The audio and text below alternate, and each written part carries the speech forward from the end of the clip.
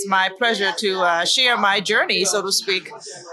It's really because I felt like once we actually live in this country, we need to be part of this society in every way possible. If you look at the Chinese and Asian Americans, we have been quite successful in almost every aspect of the society except for politics, because a lot of immigrants, and not just Chinese immigrants, but just a lot of immigrants are very shy about political participation. We don't understand the system and the way we grew up, joining political party, getting involved in political activities and voting is not part of was not part of our cultural DNA, so to speak, right? So we had to learn a new system, a new way of life, because in a democracy, no one is going to give you a seat if you don't fight for it. Just because our community has grown exponentially, just because we have a large number, does not mean anybody will say, "Here's your seat at the table." That's not how democracy works. You have to fight for it. You have to put your name on the ballot and say, "My voice representing my community is important." It's not only important; it's what's missing in policy making, right? So over time, as I got more and more involved, I realized that we were the missing voices. In many ways, we still are the missing voices in every level of policy making.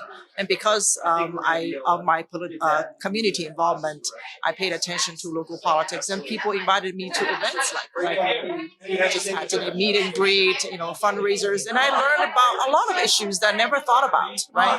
And I said, wait, human beings just like us are making these important decisions without our input. If we want a better community, then we need to speak up. We need to participate. We need to give ourselves the permission to participate and not think of ourselves as guests, right? So I think because of that awareness, I have over the years encouraged a lot of other immigrants to speak up. And I wrote a column about that. I even wrote a column for many years about the importance of voting local, serving local, and engaging locally, because we're part of the community, right? And the more you engage, the more you realize things should be different. Things could be improved, right? And that really is about using politics as a platform to influence policies. Okay. So to me, it was not a difficult, it was still difficult to decide to actually jump in to run because there was no role model, right? And the process of running and winning was extraordinarily difficult, right? But it was not difficult to see the importance and the need to do that, right? I think that awareness, I already had that for many years. It took me a long time to make that decision to actually put my name on the ballot to actually run.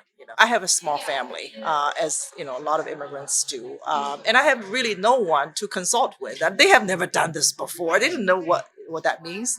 But after observing a lot of friends who have run and worked for a county executive as a political appointee, I felt like I already know a lot of the issues by heart, and I felt deeply passionate about.